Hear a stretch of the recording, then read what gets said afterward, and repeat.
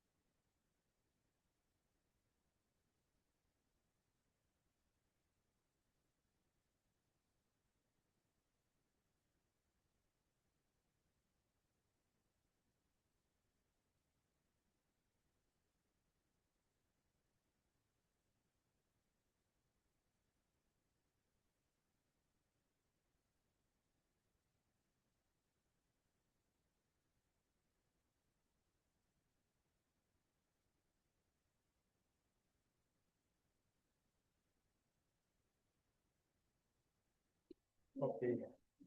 ¿Cómo les fue la semana pasada?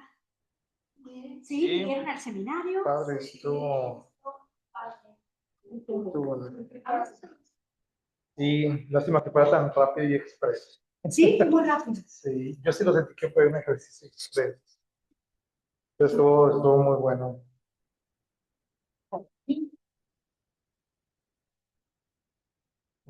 Pues,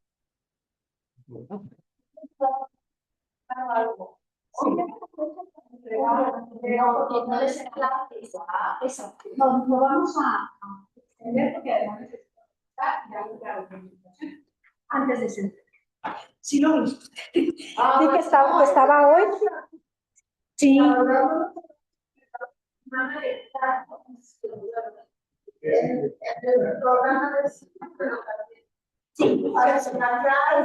Sí. No, yo también lo vi porque estaba revisando la guía del curso y fue algo que... una silla para. Muchas gracias. Vamos a ver. Y es que fíjense que he estado saliendo fuera para los proyectos que tenemos y eso me ha, ¿cómo se dice ahora? Sí que, sí, y más que me fui el domingo, regresé anoche, y era con productores,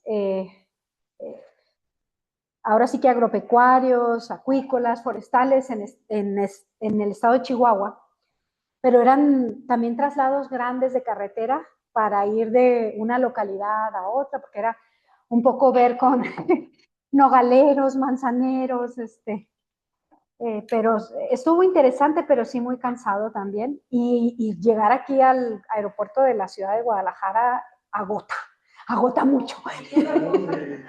Sí, no, ayer, terminamos mi esposo y yo. Ay, Dios. Porque yo le decía que nos lleváramos la camioneta y mejor así, el domingo dejábamos la camioneta y regresando, yo prefiero así, pero él dijo, no, porque tenemos que recoger unos materiales y no sé qué, y ya me dijo, mejor tomemos taxi. No. Allá, o sea, preguntábamos y para el taxi 2 horas. Y luego, como traíamos, también aprovechamos para recoger unos dispositivos que nos enviaron de Ciudad de México, pero era una caja grande. Pues los Ubers con temor de entrar, entonces me cancelaron no sé cuántos. Y entonces y yo llegué agotadísima. Entonces, esperar 2 horas a que pasara el taxi, yo decía, es que esto está. Total que en eso que los dos como que tomamos decisiones diferentes, él fue y contrató un taxi, yo otro, pagamos triple, o sea, no. Yo creo que los dos desesperados en que necesitábamos salir de ahí. Hola, Majo, buenas tardes. Pero sí fue todo un tema. Y nos decían, porque además creo que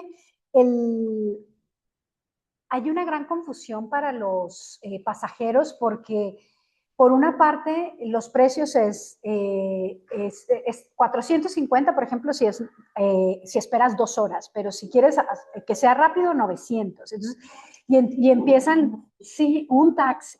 Y pues así lo están haciendo. Y luego los Uber están, quieren Uber. Entonces yo le decía a Javier, no, a mí eso me da pendiente para saber si eso es cierto o no. Y además con los precios como ellos querían, algunos en 800, otros en 600, otros, o sea, no. Y luego nuestro hijo nos mandó otro porque nos dice, ay papás, ustedes no saben pedir. Y entonces él nos pidió y nos resolvió. Entonces, por eso fueron 3 taxis entre lo que cada quien pidió, no. Y ya al final en la noche nos reíamos. Falta de coordinación total. O sea.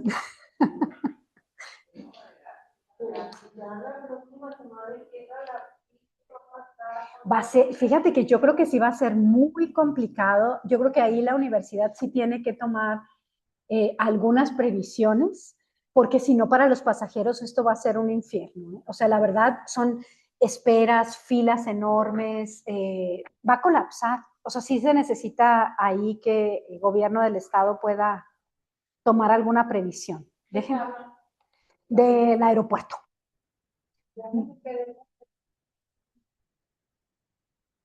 Sí pusieron uno al centro histórico. Pero cuando traes maletas y todo, como nosotros traíamos también materiales y demás, sí se complica un poco. Pero sí, o sea, si no traes mucho equipaje, creo que sí es una opción. Ya pusieron un camioncito al centro. Pero también de todas maneras el pasar si haces mucho más tiempo que antes, ¿no? Déjenme nada más poner aquí el Zoom porque sé que van a estar conectados. No, muchas gracias, Majo. Estoy abriéndolo.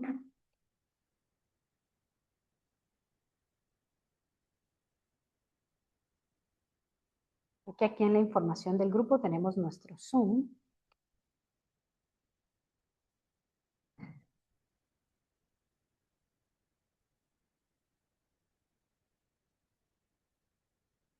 Ah,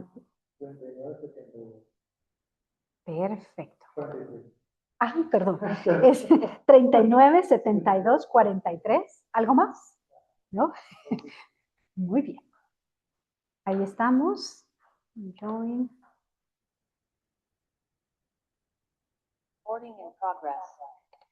Hola, Stephanie, ¿cómo estás? Hola, muy bien, muchísimas gracias. Stephanie, déjenme ver, creo que quité, pero...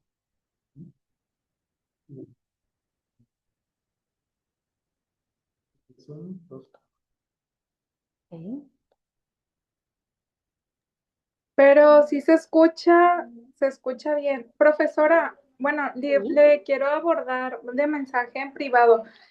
Falté las últimas 2 clases, ya ve que se me enfermó mi hijo, pues se complicó y derivó en una operación fallida que finalmente se reprogramó para el lunes. Tengo todos los comprobantes médicos, pues para ponerme al corriente de las clases que falté y si hay alguna actividad, pues no sé si la puedo abordar por su WhatsApp privado Claro. para ponerme al corriente y una disculpa de antemano. Sí, con todo el gusto. Incluso voy a hacer un Excel con las actividades que hemos realizado y quiénes las han entregado y quiénes hacen falta para que puedan ustedes ver y tengan esta posibilidad de entregas. También ahorita había la duda, Stephanie, sobre la entrega de su protocolo, que estaba marcado para hoy 20 de noviembre, pero sé que hemos tenido 2 clases que no hemos tenido. Entonces, ¿qué es lo que pretendo hacer? Es primero poderles dar las observaciones para que ustedes puedan trabajar sobre ellas y ponernos de acuerdo. Voy a revisar el calendario y pedirles si podemos tener las 2 sesiones que nos hacen falta con los jueves. O sea, que podamos vernos o podemos alguna semana vernos 2 días también, ¿no? Entonces, ponerlo eso a su consideración y eso les da más tiempo también para sus proyectos. Ok, muchas gracias. No a ustedes. Y sé que la sesión pasada iniciamos con la investigación con enfoque cuantitativo, empezamos a ver los muestreos probabilísticos, entonces ahorita les voy a compartir, bueno, déjenme primero abrirlo.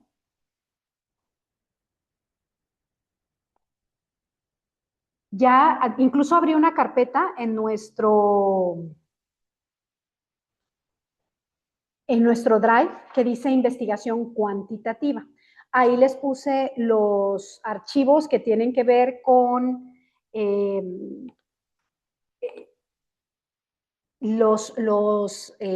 son documentos metodológicos de INEGI. Déjenme ver, de INEGI, tanto para el diseño de instrumentos de recolección como para el muestreo. Entonces, déjenme nada más por aquí hacer esto hacia un lado. Voy a ver aquí. Como que verme tantas veces, déjenme ver si aquí puedo quitar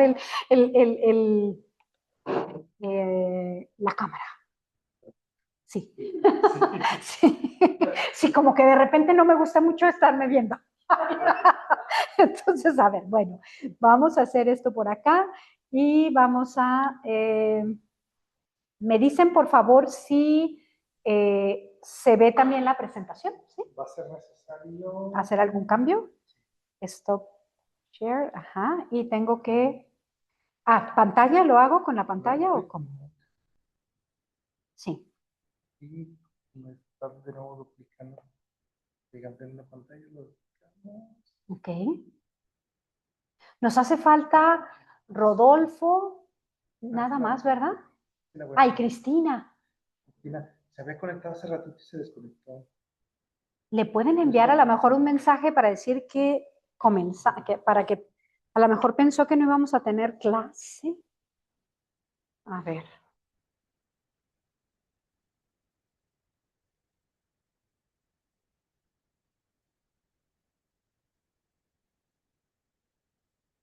Tenía.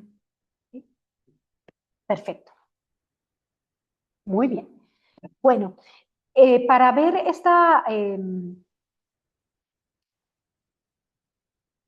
en esta presentación lo que vamos a ver es alguna caracterización del enfoque cuantitativa. Ya lo habíamos visto la vez anterior, ustedes hicieron un ejercicio de operacionalización de conceptos, ¿no? En el que lo que buscamos es cómo observamos cuantitativamente a diferencia de cuando lo hacemos cualitativamente. Cualitativamente estamos a través de los actores, a través de sus ojos. En cambio, cuando lo hacemos cuantitativamente, lo que buscamos es poder tener una aproximación a la magnitud, a la intensidad, a las relaciones que se establecen entre variables, pero son las variables cuando intentamos medir, también son variables que hay que pensar teóricamente, ¿no? Entonces esa parte la habíamos visto. También habíamos pensado la variable como aquellas propiedades que pueden tomar distintos valores. También cuando nosotros pensamos, ¿sí? No nos deja. Perfecto, muy bien. Lo voy a dejar. Lo voy a Sí, dejar. y ahí no nos estorba. Perfecto. Muchas gracias. Muy bien. Bueno, entonces también mencionábamos que el enfoque cuantitativo es el que busca acercarse más a la observación a través del método científico, es decir, comprobación de hipótesis. En esta parte que tiene que ver con la correspondencia entre teoría y la forma de medir, es que a diferencia de las ciencias exactas, los objetos sociales no admiten una matematización semejante a los objetos físicos, ¿no? Con un objeto físico utilizamos cintas métricas, podemos utilizar ahora sí que artefactos que son distintos a los que utilizamos en las ciencias sociales, de tal forma que también tenemos que reconocer que lo que hacemos finalmente es encontrar lo más cercano a la hora de observar. Y hoy lo vamos a ver con el ejercicio que les voy a pedir que hagamos, que es a través de la revisión de los tipos de muestreo, que ustedes piensen cómo sería la manera de conocer esa realidad a través de un muestreo, es decir, unidades de observación, ¿no? Y aquí también nos encontramos con la diferencia entre isomorfismo y homología.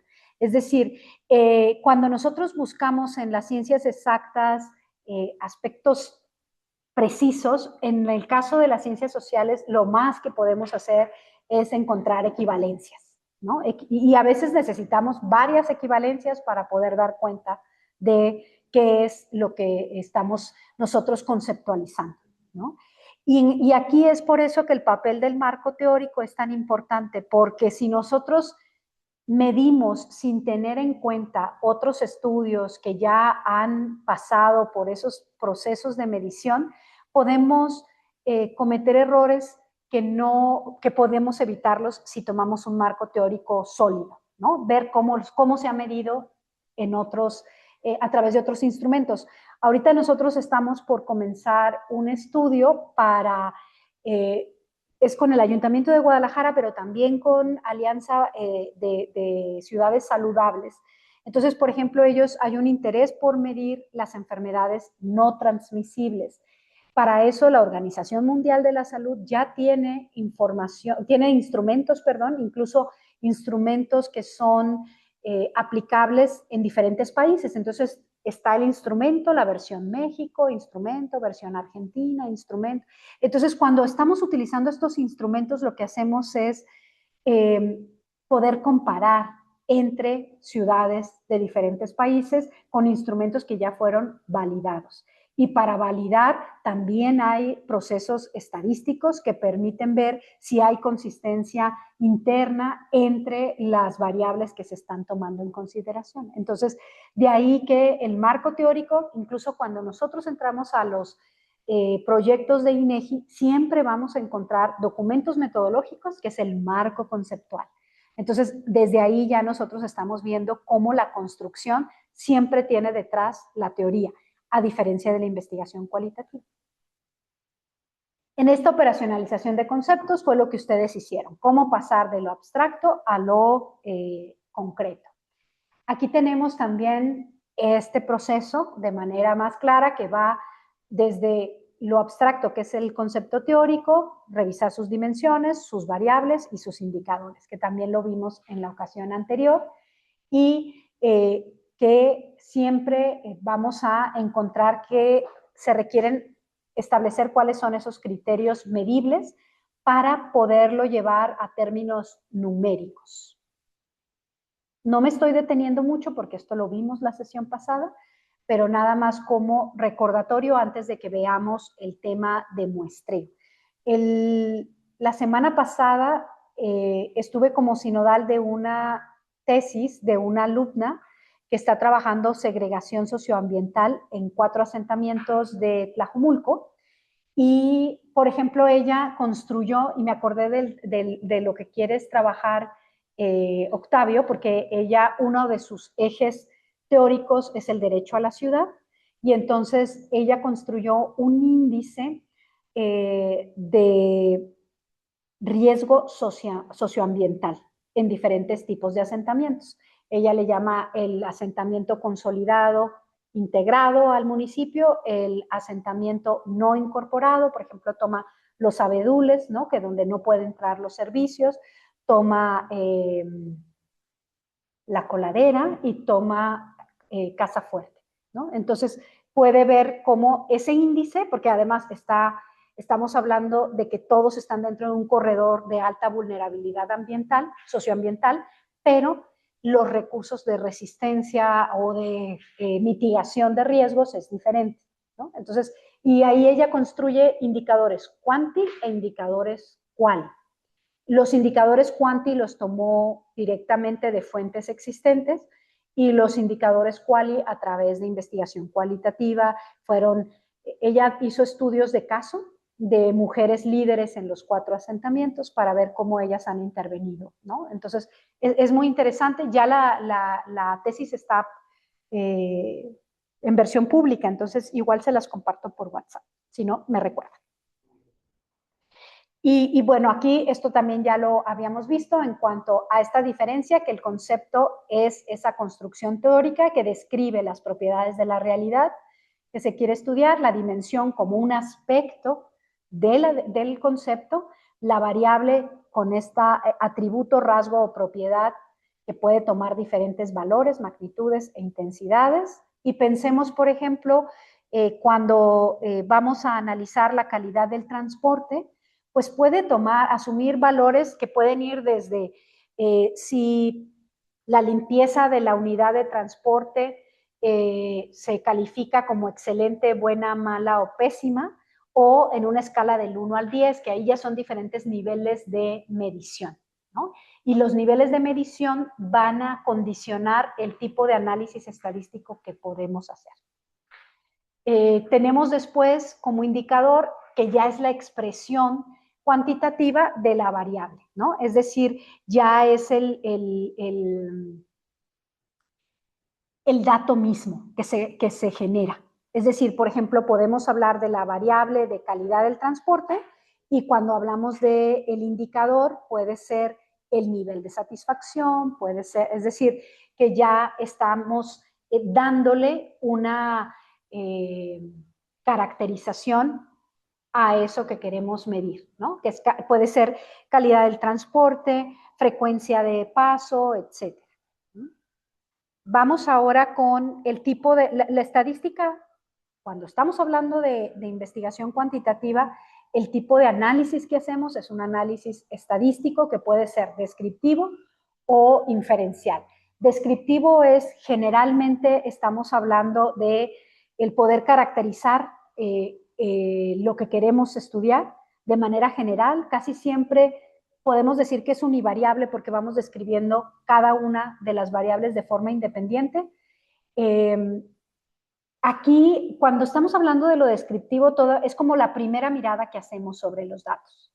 Todavía no estamos estableciendo hipótesis, todavía no estamos correlacionando. Eso ya corresponde a la estadística inferencial. Es decir, cuando ya nosotros queremos ver, por ejemplo, parámetros de confianza y margen de error cuando estamos trabajando con muestras, ¿no? Entonces, por eso es que se habla que cuando hablamos de estadística inferencial es un proceso de razonar a partir de una parte de los datos, ¿no? Hoy en este periodo estamos también con la encuesta intercensal de INEGI, ¿no? Y entonces ahí estamos hablando también de una estadística que va a ser a partir de una muestra para poder concluir sobre un todo, en este caso de la población mexicana. Y aquí es donde me voy a detener un poco porque es lo que vamos a hacer el ejercicio en un ratito más. Y vamos a trabajar en equipos de 2. Sé que en línea está solo Stephanie. ¿Alguien más se ha unido? Y Yo, Cristi. maestra Cristi. Excelente. Entonces, lo que vamos a hacer es que, bueno, y aquí están 5 personas. Entonces, podemos hacer equipos de 2 y de 3 y que puedan Cristi y Stephanie trabajar juntas. Ahorita les voy a explicar el ejercicio, pero para eso primero es tomar en consideración los tipos de muestreo probabilístico que podemos utilizar dependiendo nuestro objetivo de investigación y la información que tenemos disponible. Por ejemplo, aquí podemos ver cómo cuando estamos hablando de una muestra, estamos tomando a algunas unidades de ese universo, ¿no? Y cuando tenemos exactamente del universo, tenemos identificadas a cada una de esas unidades con información precisa, podemos utilizar un muestreo aleatorio simple que lo que va a hacer es precisamente hacer una extracción al azar. Una extracción en donde todas las unidades tienen la misma probabilidad que es no igual a 0, es decir, que todos tienen la probabilidad de ser seleccionados y esa probabilidad es conocida, entonces estamos ante la posibilidad de aplicar un muestreo aleatorio simple. Se considera el más preciso y un poco les voy a confesar. Para hacer el ejercicio que vamos a hacer hoy, utilicé IA.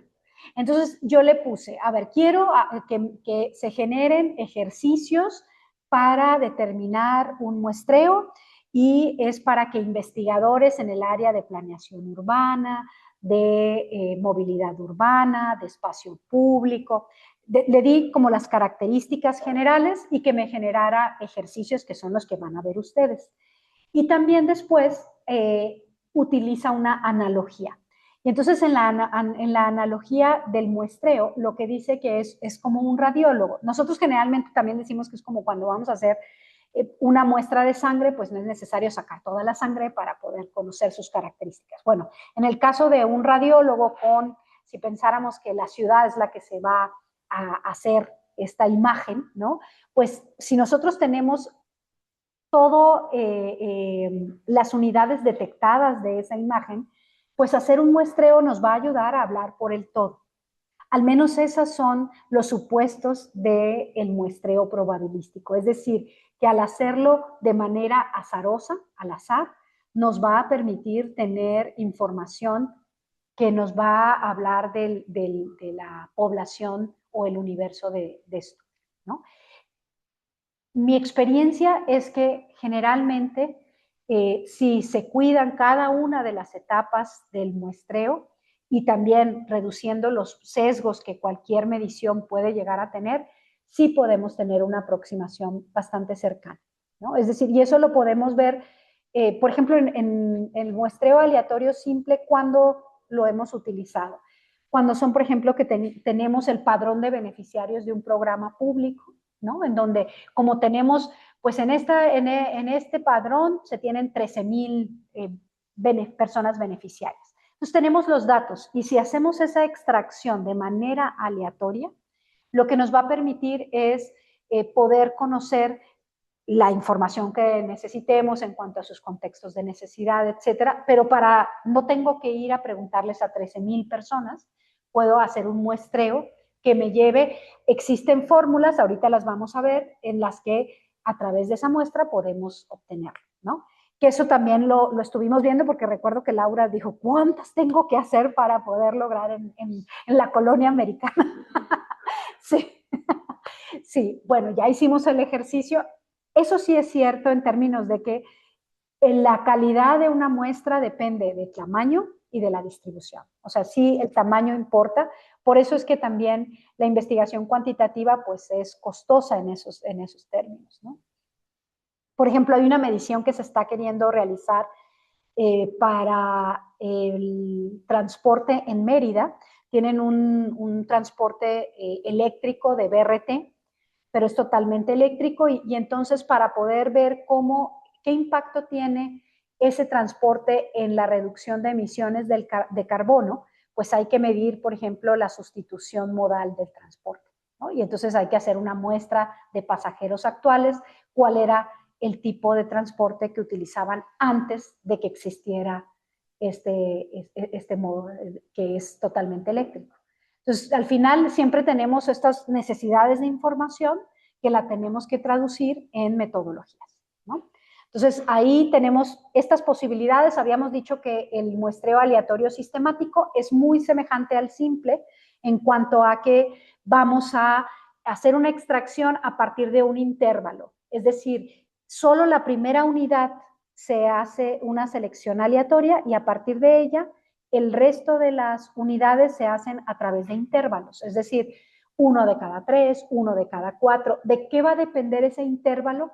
Del tamaño de muestra necesaria y el tamaño del universo. Supongamos, si queremos 13,000, si nuestro universo son 13,000 y necesitamos una muestra de 350, entonces nosotros tendríamos que decir 13,000 entre 350, eso va a ser mi intervalo, es decir, 1 de cada cuantos. Eso les comentaba en la sesión pasada, es común, por ejemplo, cuando se hacen las encuestas de salida con fines electorales, pues ya se tiene una estimación de cuál es el flujo de las casillas que forman parte de una sección electoral y por eso es que se utilizan estos intervalos, ¿no? Donde esta característica también es que el investigador no influye en la selección, a diferencia del muestreo cualitativo, donde sí es la persona, el investigador, quien define a quién entrevistar. Aquí no, aquí tiene que ser el azar, ¿no? Y tenemos el aleatorio estratificado, también ya lo habíamos visto, proporcional y no proporcional, es decir, cuando tenemos variables de interés. Si nosotros queremos estratificar la muestra, ya sea por sexo, por edad, por región, entonces imagínense que vamos a hacer una encuesta estatal en Jalisco, entonces tendríamos que establecer si es un aleatorio estratificado, es decir, donde necesitamos muestras independientes de cada región, estratificaríamos, ¿no? Y por conglomerados estamos hablando que son también agrupaciones, pero a diferencia de los estratos son homogéneos en su interior y heterogéneos entre sí. Y por conglomerados es de manera inversa, son lo más heterogéneos adentro o a su interior, en su interior, y son homogéneos entre sí. ¿Cuáles son, por ejemplo, los conglomerados más comunes que se utilizan? Cuando son estudios sociales, las áreas geoestadísticas básicas, también pueden ser colonias, también pueden ser polígonos, también pueden ser zonas, ¿no? O por ejemplo, si estamos, pero casi siempre dentro de las zonas se utilizan unidades más pequeñas como conglomerados. Ejemplo, el municipio de Guadalajara tiene ciertos distritos, ¿no? En los que se divide administrativamente. Y entonces dentro de esos distritos, ya adentro, para hacer conglomerados, se puede trabajar con áreas geoestadísticas básicas o con colonias, ¿no? Entonces, ¿de qué depende cuál utilicemos? Cuando son superficies muy grandes y queremos reducir costos, por conglomerados resulta la mejor opción, ¿no? Y luego tenemos este teorema central del límite.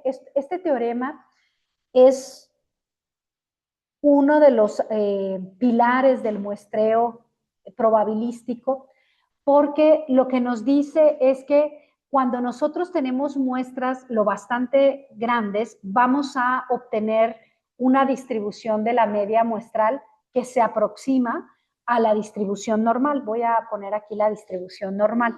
Esta está un poco, la gráfica no tan simétrica como tendría que estar, pero lo que podemos ver es que si se fijan, en el centro está la media. Recordemos que la media es el promedio, ¿no?, de nuestras observaciones. Y luego tenemos hacia los lados lo que son las desviaciones estándar. Es decir, aquí lo que se esperaría en una distribución normal es que nuestros datos se encuentren, al menos el 68.3% de nuestros datos se encuentren a máximo una desviación estándar con respecto a la media, que el 95% estén como máximo a una distancia de 2 desviaciones estándar y en un 99.7% que estén a una distancia de 3 desviaciones estándar. ¿Qué es la desviación estándar? Pues es la distancia promedio con respecto a la media. De tal manera que lo que buscaríamos es que nuestros datos se aproximen a esa distribución normal con respecto al parámetro real de lo que queremos observar.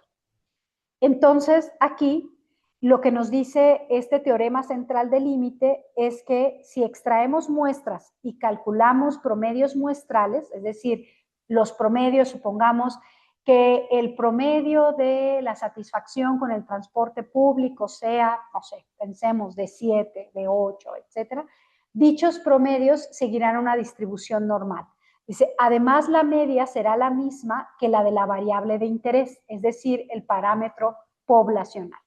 Y la desviación estándar de la media muestral será aproximadamente el error estándar, que ahorita vamos a ver qué es el error estándar. Es decir, cuando nosotros queremos trabajar con un enfoque cuantitativo, los supuestos en los que descansa nuestra observación cuando queremos utilizar esta aproximación probabilística tiene que ver con eso, que esa medición nosotros tenemos que utilizar muestras con características como las que acabamos de ver de un muestreo aleatorio simple, sistemático, estratificado o por conglomerados.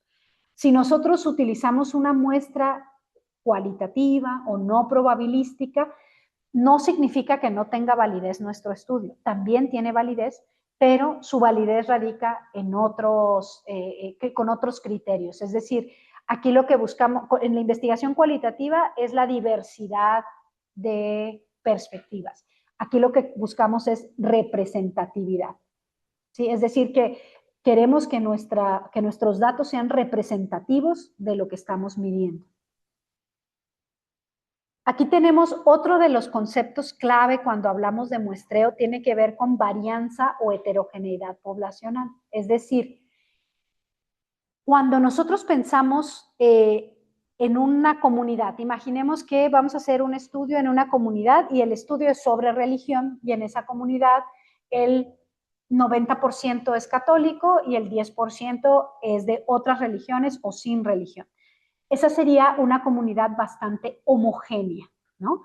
En cambio, si vamos a otra comunidad en donde hay un pluralismo y entonces vamos a decir que hay un 30% de católicos y hay 40% de cristianos no católicos, y hay un 10% budista, hay otro porcentaje musulmán de religión, ¿qué sería? Musulmana o islámica, y así sucesivamente. Estaríamos ante una comunidad muy heterogénea, ¿no?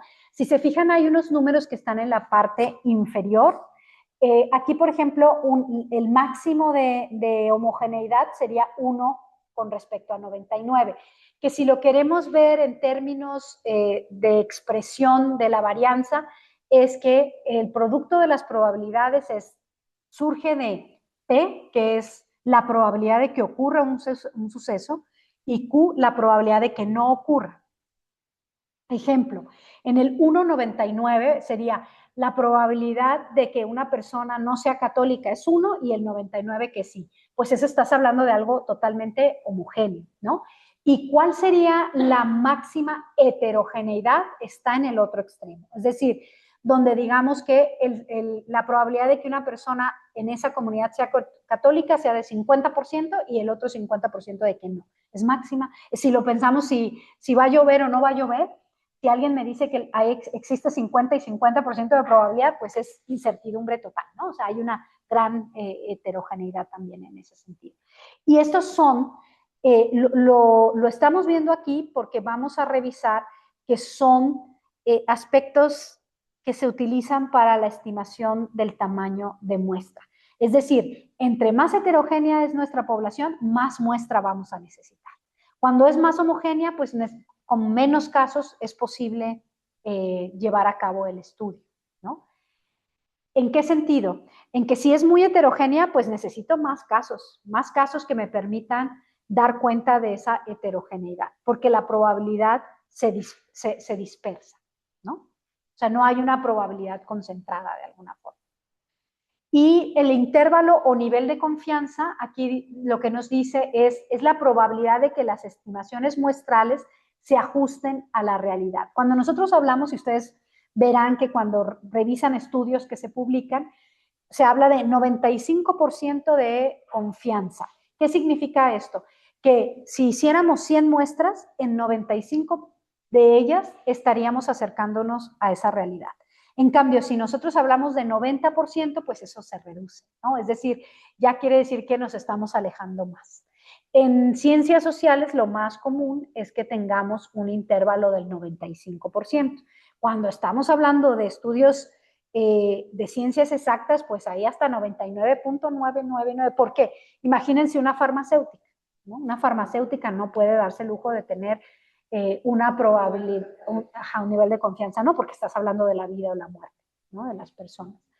Y aquí podemos ver que también ya hay niveles de confianza preestablecidos. Ahí vemos 95%, 99.7% y bueno, el de 68.3% yo nunca lo he visto en un estudio publicado que alguien trabaje con ese nivel de confianza porque es muy bajo, ¿no?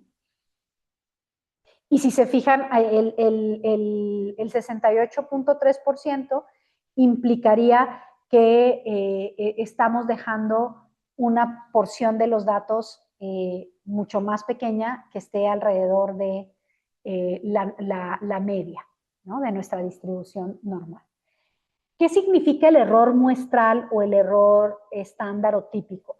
Aquí se refiere a la variabilidad entre todas las muestras, es decir, cuando nosotros vemos también los resultados de, vamos a ver, si estamos trabajando con valoración de servicios públicos y el servicio público vamos a pensar que se está valorando la calidad del agua que se recibe en la vivienda y donde digamos que hay una satisfacción del 30% de la población. El error estándar lo que nos diría es que si estamos trabajando con un error dentro de la fórmula de más menos 5%, eso significaría que nuestros valores de satisfacción con la calidad del agua estarían más 5% y menos 5% alrededor de 30%. Es decir, que estaría oscilando entre 25 y 35%. ¿Sí? Por eso cuando se publican encuestas electorales y los datos se llegan a cruzar, por ejemplo, que digan el porcentaje para el partido X es de 22% y para el partido Y es de 26%, y a veces se habla de empate técnico, es porque precisamente el margen de error haría que si fuera un margen de error de más menos 5, entonces al hacer el menos y el más se cruzan. Y entonces no estarías técnicamente en posibilidad de decir quién está arriba o abajo de las preferencias electorales. Lo mismo en este caso para las otras mediciones, como les digo, calidad del agua, cualquier medición, el margen de error lo que nos va a decir es ese rango entre el cual va a estar oscilando nuestro parámetro poblacional, ¿no? Aquí tenemos, así, y vas a comentar algo, María.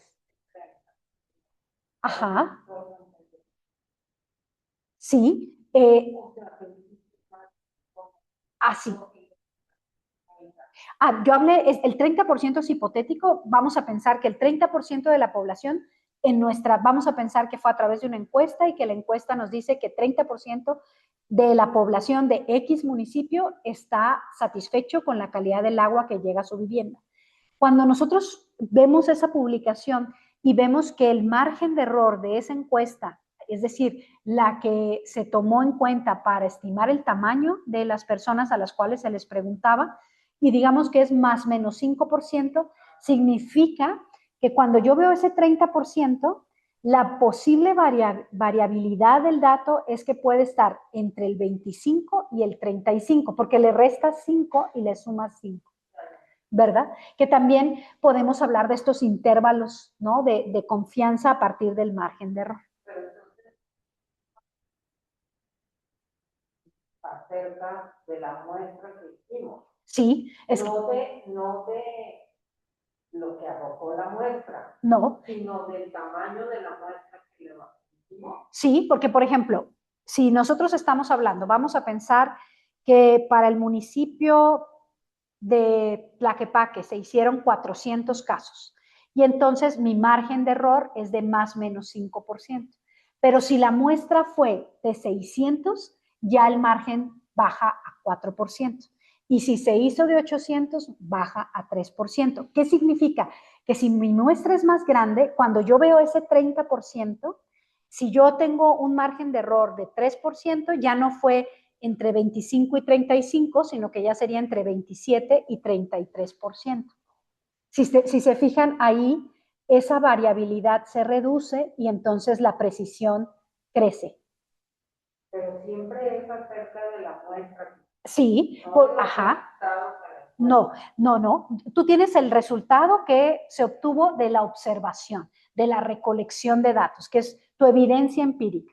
Pero esa evidencia empírica, cuando estamos hablando de muestreos probabilísticos, está sujeto a nivel de confianza y a margen de error. Y acerca del resultado de lo que fueron las respuestas, es decir, cómo se pronunciaron las personas, también hay métodos para valorar eso, evaluar eso, medir eso, o descubrir que te dijeron puras mentiras o que no te dijeron puras mentiras. Hay diferentes maneras. Por ejemplo, en el cuestionario, en el propio instrumento, tú puedes tener variables de control, que haces la misma pregunta pero de diferente forma y entonces tú puedes validar internamente el instrumento. Esa es una manera. Otra manera, los municipios a veces hacen encuestas espejo y piden 2 mediciones a 2 agencias y luego pueden revisar que si estas llegaron con el mismo tamaño de muestra, con el mismo instrumento, eso también es importante, porque si lo haces con diferente tamaño y diferentes instrumentos, no hay manera de comparar. Pero las encuestas espejo son comunes para validar, ¿no? Entonces, una es esta validación de 2 mediciones y la otra es la validación desde el propio instrumento de recolección. ¿Sí? Entonces, sí hay manera de hacerlo, ¿no? ¿Qué hacemos con las fuentes de validación de la investigación cualitativa? Ahí es con el cruce de los propios resultados de las entrevistas, porque vas también validando desde diferentes perspectivas, ¿no? Y más o menos, voy a hacer otra pregunta. ¿Sí? Y más o menos, ¿en qué momento de la investigación cuantitativa es cuando puede entrar o suele entrar la investigación cualitativa? O sea, eso es muy interesante tu pregunta. ¿Puede ser antes o después? Antes te puede ayudar a construir tu instrumento de recolección. Es decir, a lo mejor cuando tú no tienes mucha información, no hay estudios previos, la investigación cualitativa es muy valiosa. ¿Por qué? Porque te permite acercarte, permites incluso ver las opciones de respuesta de tu instrumento cuantitativo. Nosotros, por ejemplo, a veces, casi siempre yo prefiero hacer primero quali y luego quanti, porque quali me permite tener un instrumento más rico en información, ¿no? O sea, en que recuerdo un estudio que se iba a hacer sobre el IPH, que es el informe policial homologado. Entonces yo decía, yo necesito hablar con un policía, con un juez, con un ministerio público, tener las entrevistas para poder hacer un cuestionario, ¿no? O sea, porque era un cuestionario que se iba a aplicar a los policías, pero yo necesitaba saber cuál era la perspectiva del ministerio público, ¿no? Porque si se quería conocer cuál era el problema en el uso del informe policial homologado, pues necesitas primero tener esta información más clara, ¿no? Entonces, la investigación quali te ayuda a elaborar instrumentos que me parece que son ahora sí más completos, ¿no? De encontrar las opciones de respuesta, las preguntas, incluso la estructura del cuestionario, etcétera. Eso es una manera. Otra es si lo que tú quieres es explicar los resultados de lo cuantitativo, porque a lo mejor, por ejemplo, yo puedo decir que el promedio de satisfacción con el transporte público en el área metropolitana de Guadalajara es de 7 puntos y tantos. Y puedo tener información estadística que me dice, bueno, el peso de la calificación está dado por la espera en las paradas o está por esto. Puedo hacer un análisis de factores factorial, etcétera, ¿no? O puede ser como diferentes técnicas para poderlo hacer. Pero la investigación cualitativa me puede dar más elementos. Es decir, haciendo entrevistas a los pasajeros que me digan incluso validar un poco lo que yo estoy encontrando cuantitativamente, porque incluso los estudios han generado muchos cuestionamientos, ¿no? ¿Cómo van a valorar con 8, no? Pero es el promedio. En cambio, por ejemplo, ya cuando tú vas comparando, pues es diferente cómo se califica el tren ligero a cómo se califica el BRT o las troncales o las complementarias, etcétera, ¿no? Entonces, ahí tú puedes hacer este tipo de ejercicios que te van a dar también más explicación de los datos. Entonces, para mí puede ser, depende de lo que necesites. Por eso y eso vamos a verlo en la última sesión que tiene que ver con diseños mixtos. Y los diseños mixtos, hay un texto de Creswell, que es uno de los clásicos, que él, por ejemplo, también establece que depende el objetivo de tu investigación, vas a ver si es secuencial o si es en paralelo, o sea que si vas a llevar a cabo tu recolección al mismo tiempo de lo quanti que lo quali, o si va a ser primero lo quanti, o si va a ser después lo quali, más bien, si es primero lo quanti o lo quali y el que sigue. Ajá. Y entonces ahí él explica esquemáticamente muy bien cuándo se recomienda uno u otro, ¿verdad? Porque a veces incluso hasta para integrar los resultados, eso también es muy interesante, porque no solamente es decir, tengo esto y lo sumo, sino más bien poderlo integrar para que el análisis realmente pueda recoger qué es lo que me arrojó esta medición cuantitativa y la investigación.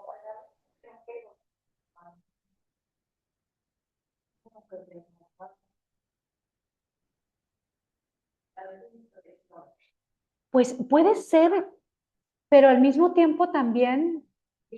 Ajá. Ajá. Sí, la densidad te la da mucho lo cualitativo, pero también fíjate que yo lo que he encontrado es que cuando tú haces solo cualitativo, no te permite ver esa problemática de qué tamaño es, o sea, dices, si me quedé con una percepción y no es la de todos, ¿no? O sea, ajá. Entonces, por eso creo que, muchas gracias. Al ratito sí te tomo. Gracias, Majo. Sí, para mí siempre, si la investigación es quali, de todas maneras yo siempre agrego un contexto cuantitativo, porque ese es el que te arroja también, a ver, de qué tamaño es la población que padece la problemática a la cual quiero trabajar, ¿no? Entonces, por ejemplo, si queremos ver el tema de vivienda, pues a ver, ¿qué porcentaje del área metropolitana de Guadalajara es la casa en donde vives propia? ¿Cuántos son en renta? ¿Cuántos son, no? Entonces, ahí, por ejemplo, ya tienes tú una radiografía de saber, bueno, qué porcentaje de los jóvenes renta, por ejemplo, y cuánto asciende su renta. Entonces, ya te va dando también información, ¿no? Ayer que veníamos con el taxista que le tocó escuchar todo nuestro calvario, él nos comentaba cómo, y él como joven, porque era un joven, y él decía, bueno, es que él vivía cerca de Nuevo México, aquí en la colonia de Nuevo México, pero nos decía, por ejemplo, cómo ya en Valle de los Molinos estaba la renta en 5,000 pesos, decía, pero eso aparte, dice, si yo estoy ganando, nos decía que era taxista porque su sueldo era de 15,000, entonces para poder completar, dice, es que con la pura renta ya se me va un tercio de mi salario. Entonces, y ahí es donde estas reflexiones, si tú ves todos estos datos y tú dices, bueno, los jóvenes están, incluso algunos que no pueden salir de casa porque no hay manera que puedan rentar, entonces tú ves estos datos que a lo mejor, como lo comenta Marinés, son fríos, pero al mismo tiempo ya cuando platicas con ellos, ya tú puedes ver también qué significa que las rentas estén con esa carga a sus ingresos, porque eso significa que tienen que buscar estos segundos, terceros empleos para poder completar el mes, ¿no? ¿Y eso qué significa? También un grado de estrés, baja calidad de vida, ¿no? Todos estos elementos que luego ya cualitativamente tú los puedes también profundizar. Una pregunta más. Sí. ¿Qué impacto ha tenido en esto de la este asunto de los datos abiertos? Ajá. O sea, ¿cómo ha impactado el acceso? O sea, el que ahora, por ejemplo, en el Netflix, la forma de presentar muchos datos bajo este concepto Datos de cómo ha sido para los que investigan, porque pueden hacer, porque ha pasado algo en positivo, ha pasado algo de que ahora se puede tener como mucho más seguridad en cuanto a la recolección de información o la forma en cómo se están numerando las cosas. O sea, me interesa saber si ha habido una transformación en la manera en que los investigadores trabajan con los datos, a partir de que hay esta tendencia, corriente o como se le quiera llamar, que está relacionada con los procesos de transformación digital, por otro lado. Sí. O sea, para poder migrar, digamos, la información en formatos digitales con mayor, pues no sé si facilidad o precisión, cuál sería la palabra exacta para mencionarlo. O sea, ¿qué ha pasado algo? Yo creo que hay un estudio de Nancy, que es economista bueno, más bien es politóloga, pero está en CUSEA, y tiene un estudio sobre la investigación cuantitativa en políticas públicas. Entonces, hace el análisis, ella está situado a principios de este siglo, y ahí, por ejemplo, hablaba ella del poco uso de datos cuantitativos en el análisis de las políticas públicas, que creo que eso sí ha cambiado. O sea, si lo vemos el 2000 con los datos ahora, yo creo que el análisis de las políticas públicas ha incorporado cada vez más, y no solo en el análisis de consultoría, sino también en la academia, porque si uno lo ve, la formación de los sociólogos, de los politólogos, de los urbanistas. Ahora la carga de materias para el análisis de datos es más grande. O sea, sí, hay casi, por ejemplo, ahorita en ITESO los 2 años son con análisis de datos. Aquí mismo también es el análisis de datos, también de sistemas de información geográfica, ¿no? Yo creo que casi todos los posgrados están incorporando el análisis de datos porque es una manera de enriquecer la información. Y en el caso de INEGI, realmente ya hay una tradición de muchos años en datos abiertos, pero creo que no se había extendido tanto la formación en estadística como creo que cada vez más se hace, porque luego cuando uno ve la historia de las ciencias sociales también puede encontrar las etapas cualitativas y luego cuantitativas, y entonces creo que cada vez el diseño mixto también tiene mayor aceptación. Y creo que en América Latina, porque la tradición cuanti es más anglosajona, pero creo que en América Latina ya cada vez se incorpora más, ¿no? Entonces yo sí les aconsejo que busquen el uso de diseños mixtos, o si quieren hacerlo cualitativo, por lo menos el contexto sí utilicen la investigación o el uso de datos de fuentes oficiales. Sí.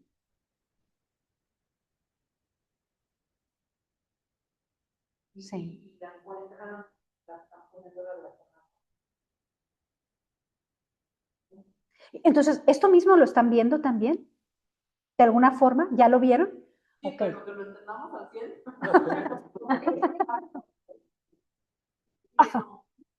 Ok. Pero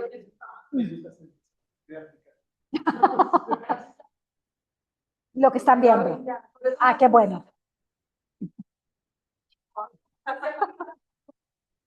Sí, sí, qué bueno. Sí, porque realmente sí se aplica y lo van a ver. Ustedes incluso al revisar cualquier estudio de INEGI, tiene un documento metodológico que explica el diseño muestral.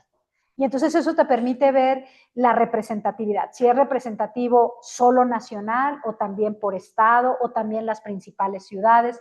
Y eso es muy importante. Cuando tú vas a analizar datos, tienes que saber si hay suficiencia de casos muestrales para poder hablar del área metropolitana de Guadalajara o solo de Jalisco o nada más de cierta región, etcétera, ¿no? Y en esta parte que ahorita estamos viendo una tabla, para la estadística existen poblaciones finitas e infinitas. La población infinita en términos estadísticos son 100,000 o más unidades. Entonces, pues, por ejemplo, todos los municipios metropolitanos, en esos términos estamos hablando de de universos infinitos. Por lo tanto, se utilizan estas tablas que nos permiten ver tamaños que primero estamos viendo con un nivel de confianza del 95%. Fíjense cómo aparece en la parte superior valores estimados de P y Q. ¿Se acuerdan que P y Q es la varianza? P, la probabilidad de que ocurra, Q, de que no ocurra. Y los límites de error los vemos en la primera columna.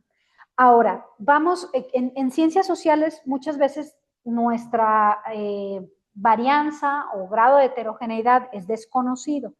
Cuando es desconocido, utilizamos el máximo, que sería la última columna, 50-50. Entonces, casi siempre hacemos ese uso.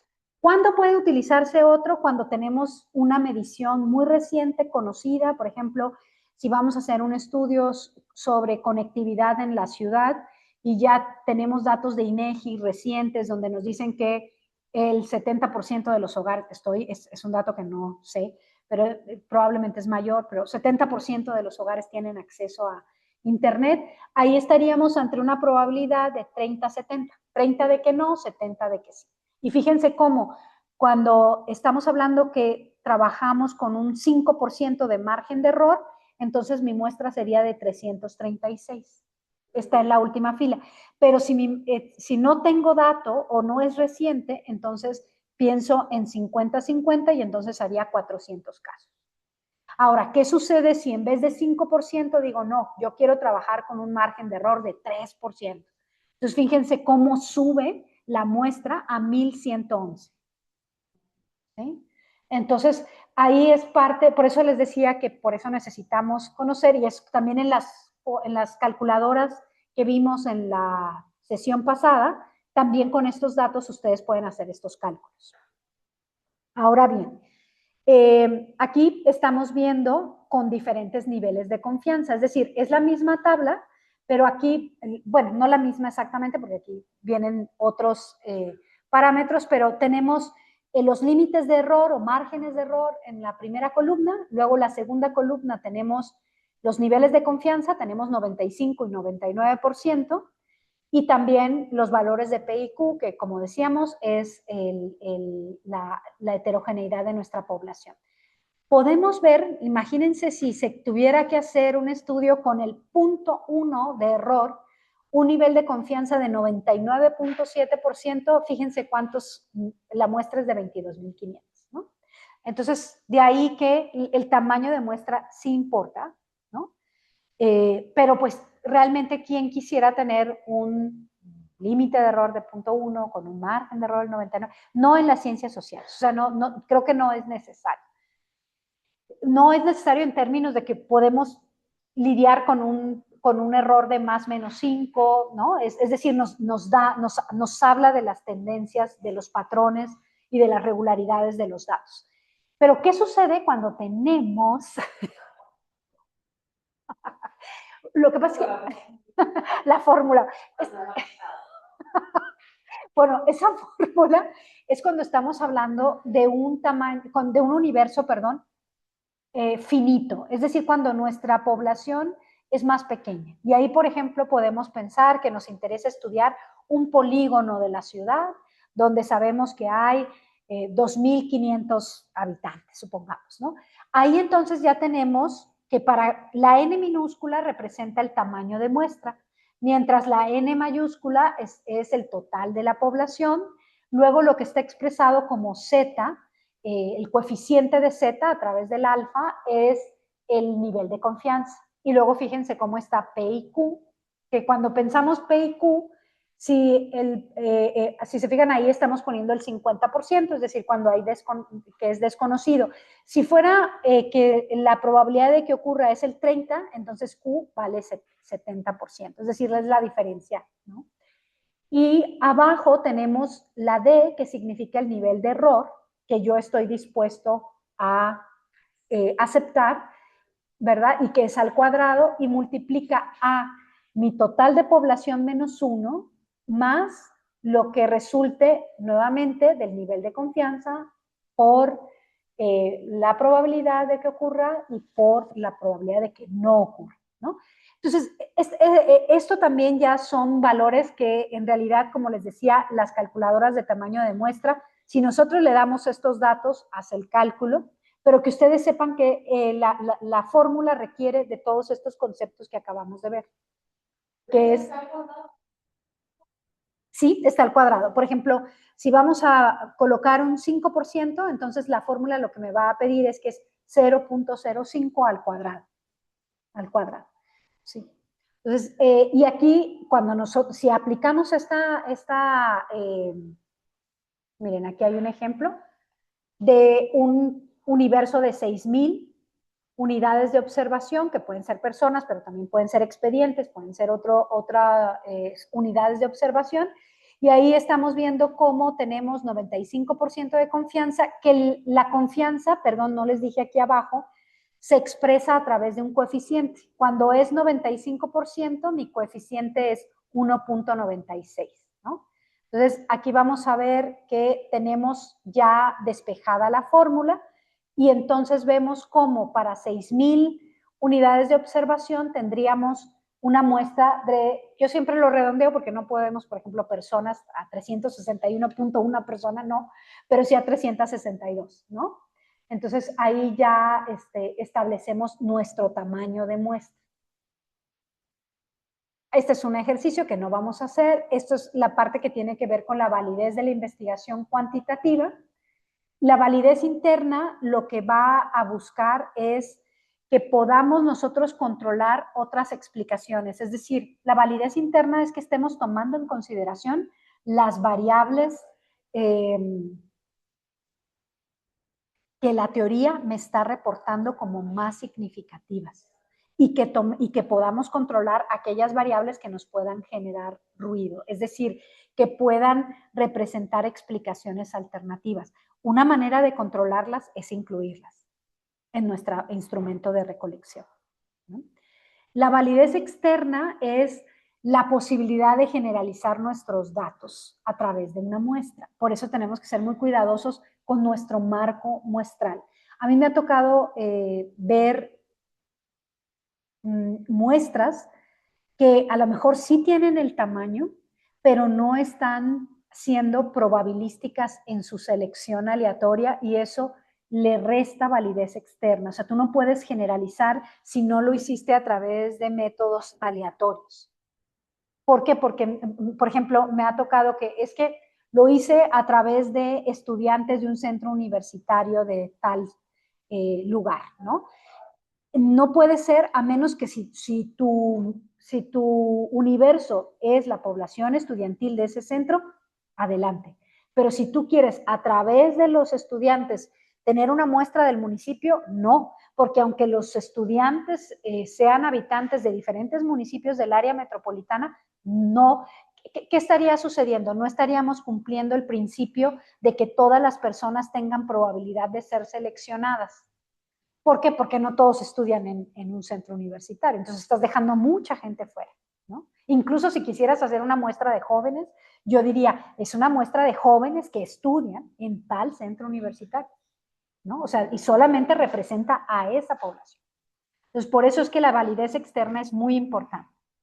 Por ejemplo, me ha tocado ver otras tesis que a lo mejor se hizo de población vulnerable, pero que se hizo solamente en población beneficiaria del sistema DIF. Ah, no. Entonces tú solamente estás representando a la población con grados de vulnerabilidad que asisten al DIF o a estas instituciones, ¿no? Pero no es la población vulnerable en general, porque hay población que no acude a esas instituciones. ¿Es un muestreo aleatorio? Aleatorio es que primero tengas definido tu universo y luego tú hagas un muestreo en el cual tú le des la misma probabilidad de ser seleccionada a la población de tu interés. Por eso, cuando estamos hablando de la muestra, por ejemplo, domiciliaria versus la muestra que se hace por teléfono o que se hace por internet, pues siempre la cobertura del muestreo domiciliario es mejor porque ahí estás haciendo una selección dentro de un cierto delimitación territorial. No, pero Ajá, de los de beneficiarios del DIF. ajá. Ahí, Al seleccionar, al completar la entonces tú tienes que decir, si tu población es población beneficiaria o que...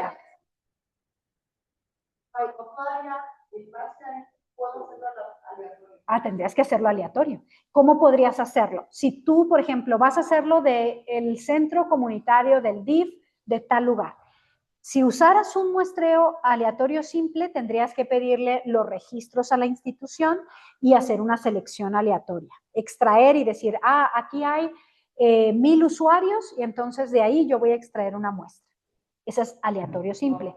Pero a lo mejor tú dices, o el DIF te dice, no, yo no te puedo dar esos datos porque por la protección de datos. Entonces, ¿qué es lo que tendría yo que hacer? Entonces, acudiría puedo yo seleccionar de lunes a domingo en los horarios de servicio y utilizar un muestreo aleatorio sistemático, es decir, cuando van saliendo o cuando van llegando, utilizando un intervalo, ¿no? Y luego tenemos de nada. Y luego cuando tenemos una validez de constructo, aquí es qué tanto nosotros tenemos una revisión de qué tanto se adecua el concepto con la forma en que lo estamos midiendo. El constructo es el concepto teórico, es decir, si realmente ese concepto estamos eligiendo las variables correctas para medirlo. ¿Y eso cómo lo hacemos? Pues a través de revisión de la teoría. Y finalmente la validez estadística. Eso lo vamos a ver en la siguiente clase, los niveles de medición. el nivel de medición nominal, ordinal y métrico, ¿eso lo están viendo en estadística? Todavía no, ok. Eso es porque depende el nivel de medición de mi variable, es el análisis estadístico que yo puedo hacer. ¿Sí? Y bueno, esto ya lo habíamos hecho la vez anterior, pero en esta ocasión, y voy a abrir la presentación. A ver, déjenme ver, abrirlo nada más. Y déjenme ver. Hola, Stephanie y Cristina, ¿dudas sobre lo que vimos ahorita? No, maestra, todo bien. ¿Segura? Ninguna por el momento. Hasta ahorita no. Hasta ahorita no. Ok, muy bien. Déjenme, voy a abrir nada más y les pido que ustedes también vayan abriendo nuestro Drive, por favor.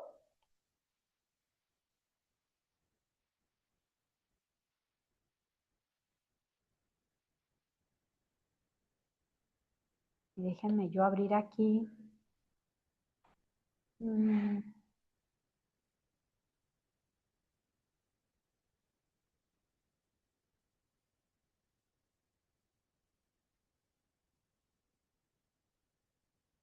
Me dicen si ustedes también pueden ver. Ah, pero aquí no. Ya no se pudo ver. A ver. Déjenme volver a tratar para que puedan ver aquí en clase y también. Octavio, quiero mostrarles nuestra página de Drive, pero ahorita lo puse, sí se ve en pantalla, pero allá no.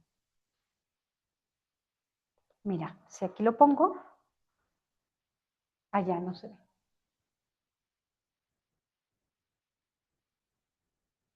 ¿Será que ya se quitó lo duplicado? Sí, se quitó. Muchas gracias. Fuente detectada, muy bien. Bueno, muchas gracias. Aquí, si se fijan, bueno, lo que les decía hace un momento, déjenme nada más darle doble clic. Aquí les agregué la carpeta de investigación cuantitativa. Ahí están los dos documentos metodológicos de INEGI sobre el diseño de muestra y también el cuestionario. Está otro texto de López Roldán y Facelli que habla de la medición de los fenómenos sociales. Y aquí este es una lectura que a mí me gusta mucho. Es de David Spiegelhalter, que es un matemático y estadístico británico, fue presidente de la Sociedad de Estadística en Gran Bretaña, pero tiene una forma de divulgar y tiene estos libros en donde él habla de su trabajo, ¿no? En Inglaterra, por ejemplo, él habla de cómo él es catedrático, sin embargo, por ejemplo, en un juicio contra un asesino serial, que era un médico, él a través del análisis estadístico pudo determinar cuántas muertes había causado en personas adultas mayores, en qué periodo, y entonces ese texto la verdad es que vale mucho la pena porque él dice que él lo que siempre enseña a sus alumnos en materia de estadística es que lo que importa son las preguntas que nosotros les hacemos a los datos, ¿no? Entonces, incluso yo he visto varios les recomiendo ver sus tutoriales, porque es bastante entretenido, porque toma datos como muy, bueno, investigaciones muy interesantes, ¿no? Con las que trabaja, y es a partir de los datos y cómo él interroga los datos. Regreso por acá. Y la actividad que les voy a pedir, me gustaría que lo revisen. Si les parece bien, esto va a ser de tarea, no lo van a alcanzar a terminar. A partir de la lectura que van a hacer del documento, déjenme ponerlo más grande porque ya veo que está muy chiquito. A ver. Es a partir de la lectura del documento metodológico, va a ser que ustedes establezcan la diferencia entre un muestreo probabilístico y un no probabilístico. Y luego, cómo se clasifican los muestreos probabilísticos y no probabilísticos, cuándo se utiliza un muestreo multietápico y qué debe contener la documentación del diseño estadístico de una muestra. Es decir, ¿qué es lo que me permite yo conocer cuál es el nivel de confianza, el margen de error, el universo de estudio? Porque, por ejemplo, a veces podemos decir, este es un estudio sobre la población metropolitana, pero ¿es la población total o es la población de 18 años y más o es la población joven, etcétera, ¿no? Entonces, eso les estoy pidiendo que lo trabajen también en equipos de 2 personas, porque luego les voy a pedir que puedan, que este es el que les digo que hice con IA. Entonces, que aquí, por ejemplo, si ustedes tuvieran que hacer un estudio sobre satisfacción de usuarios registrados de sistemas de bicicletas públicas, y aquí les están dando la descripción del estudio. Una Secretaría de Movilidad, aquí en el caso de México, pues estaríamos hablando de una Dirección de Movilidad Municipal, busca evaluar la satisfacción general y la frecuencia de uso del sistema de bicicletas públicas en la ciudad. Dice, el objetivo es identificar fallas operativas y la percepción de seguridad de la infraestructura existente. La Secretaría dispone de la base de datos completa y actualizada de todos los usuarios activos que se inscribieron y tienen membresía vigente. Luego tenemos otro, que es evaluación de impacto socioeconómico de políticas de vivienda asequible. O sea, aquí dice, una dependencia de desarrollo social desea medir el impacto financiero y la calidad de vida de las familias beneficiarias de un nuevo programa municipal de subsidios de alquiler en colonias de bajos ingresos. El Instituto de la Vivienda posee el padrón oficial y completo de todas las familias registradas que reciben el beneficio. Luego tenemos otra, percepción de ruido y contaminación lumínica en zonas de uso mixto. La descripción dice, el Instituto de Planeación Urbana busca evaluar la percepción de los niveles de ruido y contaminación lumínica en zonas de uso mixto, es decir, residencial y comercial en la ciudad, con miras a modificar los reglamentos de zonificación. Se dispone del registro catastral de todas las viviendas ubicadas dentro de un radio de 500 metros de los principales corredores comerciales, junto con la clasificación socioeconómica de los predios. La descripción del estudio, ojo, les está dando datos para ver si ustedes utilizarían un muestreo aleatorio simple, un sistemático, un estratificado o por conglomerados. ¿Sí? Entonces, por eso es que esto lo van a tener que hacer una vez que hayan leído el texto de INEGI. ¿Sí? Luego tenemos otro que es la medición de actitudes hacia la energía sostenible en hogares con medidores inteligentes, evaluación de la calidad y seguridad de espacios públicos abiertos, parques, análisis de la adopción de vías peatonales por estudiantes universitarios, percepción de empresas formales sobre regulaciones ambientales urbanas. Fíjense, yo nada más le di a la IA las características de su área de formación y me arrojó en unos segundos estas posibles, claro, que le di también como insumo el propio documento de INEGI, ¿no? Entonces, genérame descripciones que permitan seleccionar el muestreo, en todos los casos probabilístico, aquí sí no va a haber no probabilístico, es todos probabilísticos, y ustedes tendrían no solamente que decir cuál usarían, sino en equipos de 2 tendrían que justificar por qué usarían ese muestreo y no otro. Ahí se vale decir si tienen o no recursos, si cuentan con el marco muestral o no, si necesitan estratificar, si por costos necesitan reducir y utilizar conglomerados, ¿no? Entonces, ahora sí que tienen que hacer una lectura cuidadosa del texto de muestreo para que puedan también seleccionar.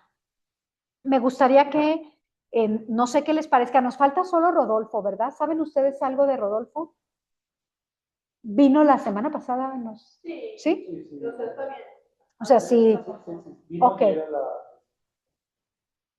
Entonces, perfecto. Entonces, ¿qué les parece?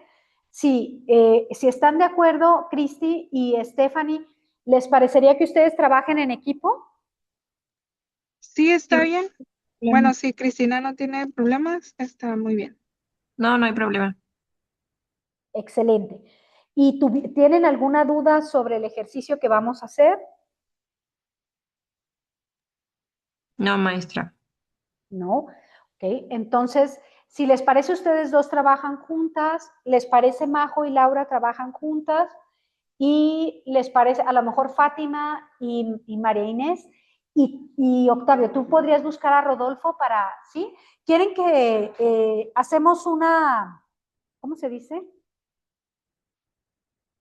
¿Una rifa de números o prefieren elegir el tema? ¿Sí? ¿Hacemos una rifa? ¿Se acuerdan que aquí hay varios ejercicios? Miren. Ah, no, va a ser uno solo. Si se fijan, aquí tienen varios para elegir. ¿Cuántos tenemos en el ejemplo? Puse 7 y son 2, 3, 4 equipos. Ok, entonces, ¿les parece que voy a poner los 7 números? Cada equipo, qué feo corté esta hoja, disculpen. Pero ahorita les pongo números para que cada quien elija. ¿Les parece? Y ¿qué tal, Eso es eso es seguridad. Creo que Cristina y yo nos quedamos a la que quede, ¿no? Al final. O si quieres, aquí podemos que Majo seleccione el de ustedes. ¿Les parece? Sí, Sí, está está bien. bien. Muy bien. Y tenemos, en teoría terminamos, a ver, déjenme para ver, tener claridad. El día de hoy estaba la entrega, pero tenemos, el 27 era la última clase, ¿verdad? Entonces, a mí me gustaría, si les parece, puede ser que el día 4 de diciembre también tengamos clases y todos pueden, y podemos en esa misma semana incluso tener 2 sesiones. No sé cómo estén de tiempo. Por mí no hay ningún problema. Ok. Ok. Entonces puede ser, a ver. Nos faltan una normal y 2 clases para la posición. Exacto. Sí, entonces por eso pensaba, puede ser la del 27, el 4. ¿Qué semana se les acomoda? Bueno, saben que yo esta semana sí me gusta, el 27 sí puedo estar aquí, pero se me complica para colocar otra sesión esa misma semana. En la del 1 al 5, ¿sí, Majo? Ajá. Puede ser una masterclass. Ah, ok, de 4 horas. Ok. Bueno, también puede ser. Sí. No, me parece muy bien. Podemos hacerlo. Entonces, la siguiente clase que tengamos 2 sesiones y la del 4. ¿Les parece? ¿Sí? Entonces, la siguiente empezamos a las 5. No, a las 5. Sí, ¿verdad? De 5 a 7 y de 7. Perfecto. Muy bien. ¿Perdón? ¿Esta tarea? Ajá, esta es para la siguiente clase. Esta tarea, ajá, exacto. ¿Y en qué consiste la tarea? En que respondan las preguntas que aparecen aquí, que son 4, y la última que tiene que ver con elegir el tipo de muestreo probabilístico y justificarlo. Y ahorita vamos a hacer la rifa de los, déjenme voy a poner los 7 y a ver, para que ustedes puedan ver cuál les toca. Entonces la entrega del final, sí. Ajá. ¿Es para la siguiente semana también? Sí, no, porque necesito entregarles ¿cómo se llama? Los comentarios para que puedan trabajarlos. Yo les sugeriría, nada más necesito ver con Eugenio la entrega de calificaciones. Entonces, déjenme nada más consultarlo, si no, lo que yo podría hacer el 4 de diciembre. Sí, pero necesito nada más preguntarle porque no vaya a ser que el 4 de diciembre ya tengan que estar las calificaciones y no quiero ponerlos en riesgo de sus calificaciones. Entonces, Puede haber, déjenme entonces consultarlo.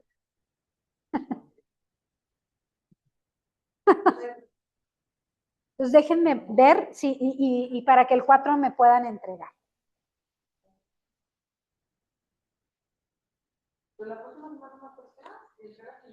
El 4, exacto. Qué rápido se fue el tiempo, la verdad.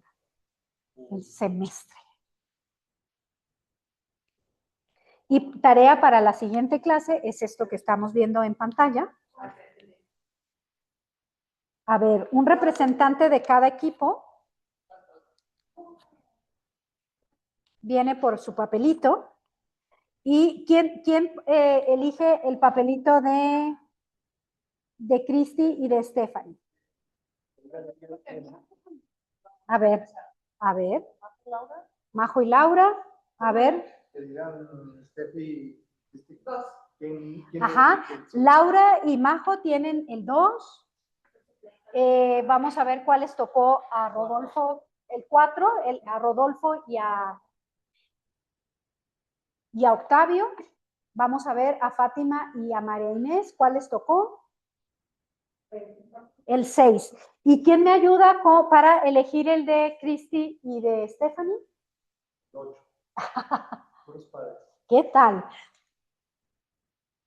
7. El 7. Les tocó Cristi y Stephanie el 7. Muy bien, maestra. ¿Sí? Perfecto. Entonces, para que lo puedan ¿Qué trabajar. día? Perdón, no escuché. Perdón. Les tocó el número 7. Ok. ¿Sí? ¿Para qué día es de diciembre?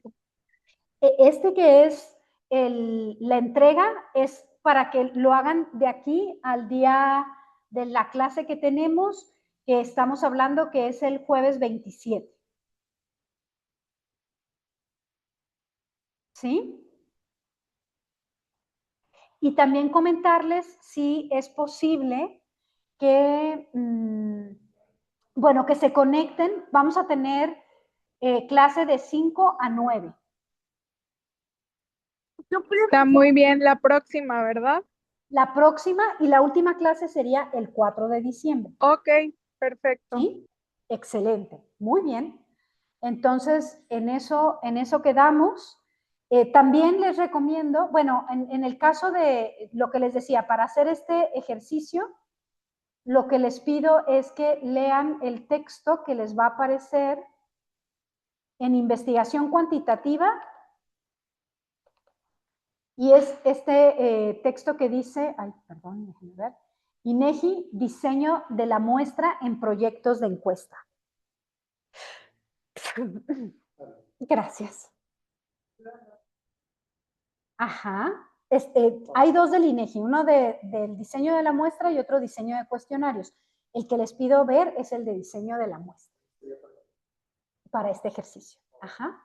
¿Y el otro es para? El otro es para cuando veamos la parte de los instrumentos. ¿Sí? Ese todavía no va a estar pendiente. ¿Sí? Y bueno, esas serían las actividades que tenemos. Vamos a tener entonces maratón el próximo jueves, pero creo que vale la pena. Ya estoy imaginando qué vamos a ver para que sean también ejercicios prácticos. Creo que eso nos va a ayudar también a que quede más claro lo que estamos viendo. Y la última sesión la vamos a dedicar a los diseños mixtos. Les voy a poner el texto de Creswell, ¿sí? Para que lo que nos preguntaba María Inés hoy de cuándo, antes, después, qué estrategias hay, que quede más claro, ¿verdad? Muy bien, pues no sé si hubiera alguna duda que quieran que veamos. Es una persona, o sea, tentativamente la entrega. Ajá, ajá. El 4 de diciembre, nada más, ajá. Qué bien, ¿eh?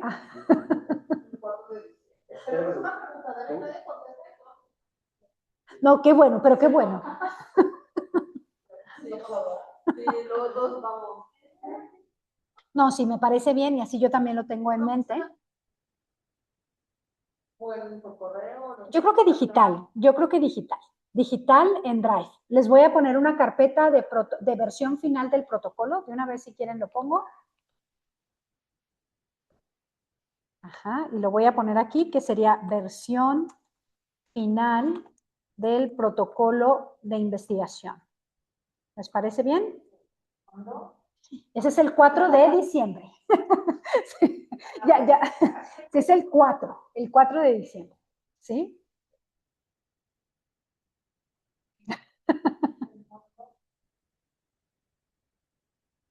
Muy bien. ¿Dudas de lo que tenemos pendiente?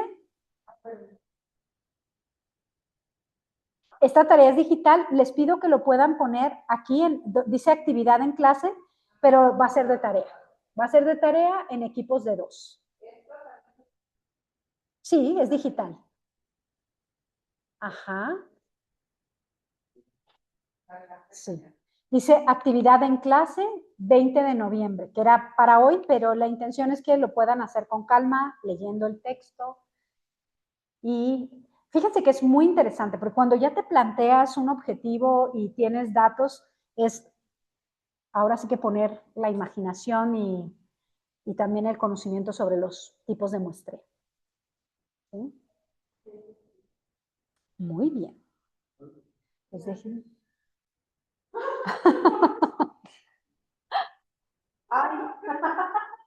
Bueno, pero ya están casi llegando al cierre, ¿verdad? También, Cristina, Stephanie. Entonces, yo les debo las observaciones a lo que ya entregaron para que sobre eso también puedan trabajar. ¿Sí? Muy bien, maestra. Gracias. Gracias a Gracias. ustedes y voy entonces a desconectar la sesión. Que tengan bonita tarde, que descansen. Bueno, ya casi noche y estamos en contacto. Muchas gracias. Hasta luego. Hasta luego. Doctora, perdón, pensé que estábamos en el de alumnos generales y yo cuando... No, no te preocupes. Siempre los cierres de semestre son complicados. Déjenme ver.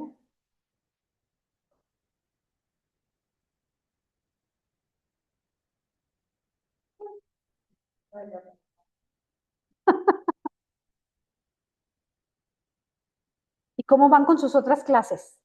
¿Ya también cerrando? Ay, no sé, maestra.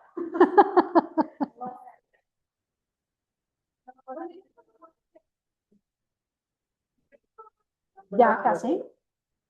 Ah, qué bueno. Acá lo conoces clases y el protocolo que no es pecata minuta. No, no es pecata. Sí, el protocolo siempre es.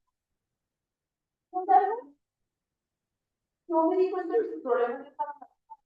Entonces ya, porque yo mandé mi tarea, pues la tarea y sí, porque yo vi que nomás le cambiaron la redacción, todo estaba bien, pero ya no supe más hacer. Al final, sí, es que me parece